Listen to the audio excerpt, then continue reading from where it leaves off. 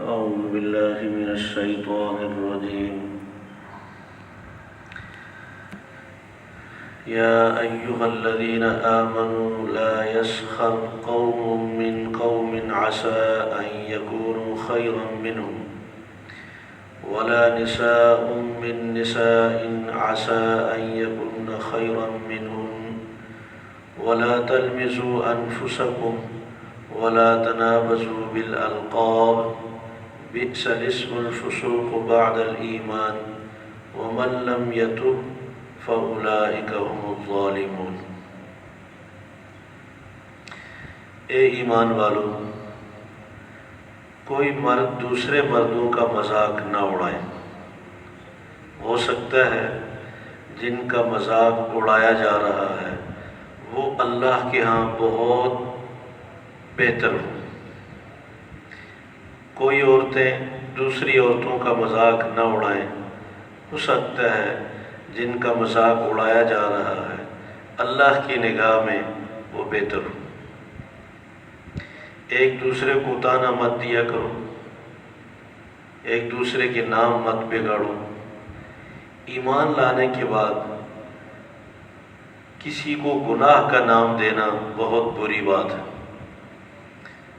جو اس کے بعد بھی توبہ نہ کرے وہ ظالم۔ یہ سورہ حجرات کی آیت ہے۔ آیت کے اگر الفاظ پہ غور کریں تو یا ایھا الذین آمنوا سے اللہ نے بات کی ہے، یہ ایمان والوں کو نصیحت کی ہے، نمازیوں کو، روزہ داروں کو، دینداروں کو، جو اللہ کو ماننے والے ہیں، کہ عبادات کے ساتھ ساتھ اخلاقیات پر توجہ دیے کہ اپنے اخلاقیات کو بھی درست کرو۔ جس طرح نماز اللہ کو راضی کرنے کے لیے اور اس رب کو خوش کرنے کے لیے پڑھتے ہو، جس طرح کہ روزے کو عبادت سمجھتے ہو، اس طرح اپنی گفتگو کو بھی عبادت سمجھو۔ تمہاری اچھی گفتگو بھی روزے کی طرح رب کو راضی کرے گی۔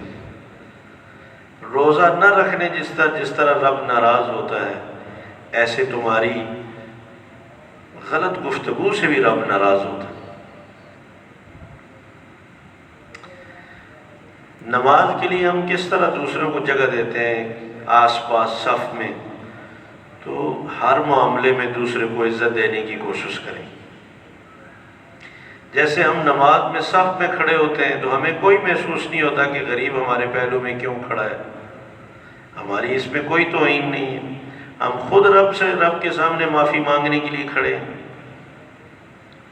تو زندگی کے باقی معاملات میں بھی غریب کو اپنے برابر سمجھا جائے، اس پر کوئی طنز نہ ہو، اس کا کوئی مذاق نہ ہو، نہ کسی کا لباس دیکھ کر مذاق کیا جائے، نہ کسی کی کوئی کمزوری دیکھ کر مذاق کیا جائے۔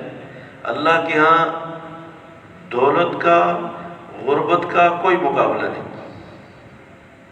ان اللہ لا ينظر الى صورکم واموالکم، فرمایا اللہ تمہاری شکلوں کو دیکھ کر تو فیصلہ نہیں کرتا، اللہ تمہارے مال و دولت کو دیکھ کر فیصلے نہیں فرماتا، ولکن ينظر الى قلوبکم واعمالکم، اللہ دلوں کو دیکھتے ہیں اور اللہ اعمال کو دیکھ کر فیصلہ فرماتے ہیں۔ ابو لہب سے زیادہ خوبصورت مکہ شہر میں کوئی نہیں تھا۔ اس کو ابو لہب اس لیے کہتے ہیں، آگ کے شعلوں کی طرح اس کا چہرہ سرخ تھا، تو اس کو اس حسن و جمال کی وجہ سے ابو لہب کہا جاتا تھا۔ حضرت بلال حبشی تھے، کالے رنگ کے تھے۔ ابو لہب قریش خاندان کا تھا، جو سب سے اعلیٰ خاندان، رسول اکرم صلی اللہ علیہ وسلم کے خاندان کا۔ نہ اس کو دولت کام آئی، نہ اس کو اعلیٰ خاندان کام آیا، نہ اس کو دنیا کی سرداری کام آئی، نہ اس کو حسن و جمال اور شکل و صورت کام آئی۔ حضرت بلال رضی اللہ تعالیٰ عنہ کالے رنگ کے حبشی غلام، غریب، مگر اعمال تھے، تواضع تھی، جن کو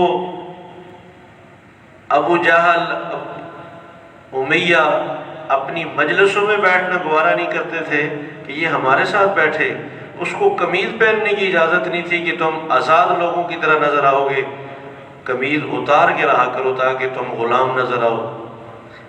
اعمال کی وجہ سے، کردار کی وجہ سے اللہ کی نگاہوں میں اتنے اعلیٰ اور افضل بنے۔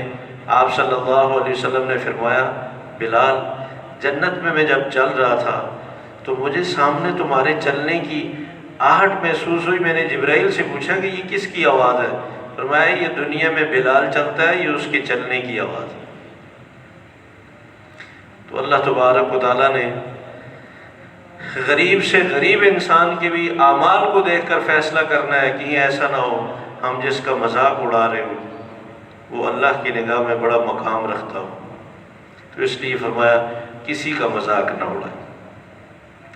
ہم جس کا نام بگاڑ رہے ہوں وہ اللہ کے ہاں بڑا پسندیدہ ہو، فرمایا مت نام بگاڑا کرو، جو نام اس کو اچھا لگے وہ پکارو۔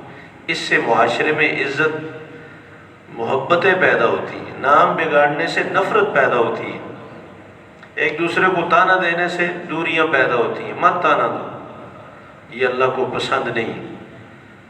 چھوٹی چھوٹی چیز پر بھی تانا دینے سے اگر کسی کو سمجھایا، کسی کا نام بگاڑا، تو اس سے کتنی بڑی لڑائی اور جھگڑا پیدا ہوتا ہے۔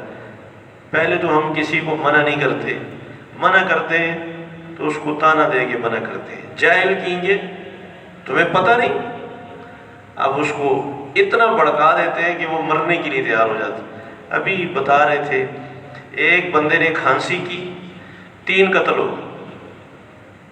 جرم کیا ہے؟